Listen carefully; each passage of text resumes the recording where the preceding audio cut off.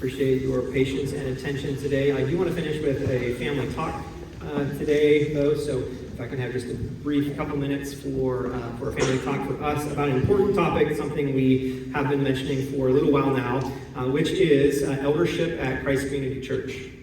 So I told you at our annual meeting that we wanted to be clear about what we're doing with elder training and that process, and so today's the day to give you a little more insight into that, and you're welcome to ask us any questions that you want. So I want to talk about elder training. We have said that our desire by the end of the year is to have an elder team formally recognized. I hope we'll be able to do that by the end of the year. We're functioning right now with a leadership team, so we're still making plural male decisions, but it's through a leadership team model.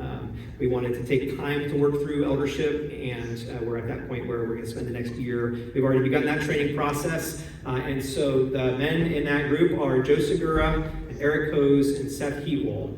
So those are the men that we're currently meeting with. That doesn't mean that all those men are going to be elders. There's also decision processes for them to consider and pray through and work through.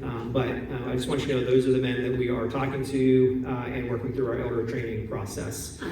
What does that look like? Right now we're meeting once a month for the actual training time. We also meet for a leadership meeting, but we're meeting once a month. What does that look like? Well, I describe it as there's a taste of shepherding. So we do a member care report. On that month, we work through people that have had some kind of spiritual need or physical need. Throughout the month, those guys are sharing with me and with each other. Here's somebody that I called or texted or prayed with or had a need. So there's a taste of shepherding. And then we pray together. So that, just like we care about prayer being a part of shepherding at our future elder meetings, we care about that being in training. And so we spend time praying through our membership. I think this last time it ended up being somewhere around like 25 minutes. When it's saying we not to put it has to be a certain amount of time, but that matters in the amount of training time we have, that prayer be a part of that, and that we're trying to give ourselves to that. So there's a taste of shepherding in our member care reports in our prayer. Then there's a learning shepherding. We are using a resource called Gospel Eldership, and it's a workbook that is both discussing eldership, but then asks lots of questions on both our character as well as our ability to shepherd. It's a great little resource, and we've already enjoyed jumping into that. So we take shepherding by actually doing member care and praying, learning shepherding by using Gospel Eldership as a book resource. And then the final part of our meeting is practicing shepherding, where we work through some kind of leadership discussion.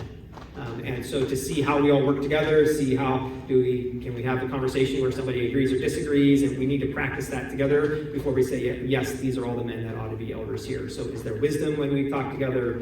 Those are all things that we're evaluating. Why do I tell you all that right now? Well, because we're a family, and I feel like you need to know that process is happening and where that's going. We want you to be praying. We want you involved and engaged. So if there is some reason that you are concerned about Joe or Eric or Seth, we would want to know that.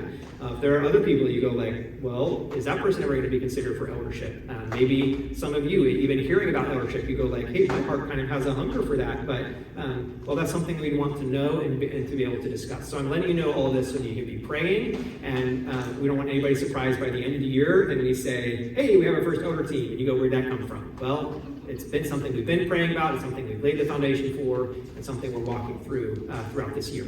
Okay? So you're welcome to talk to me about any question you have on all of that, but you be praying. We think that forming our elder team is a crucial part of our church growing and moving forward. So you be praying about that as we do.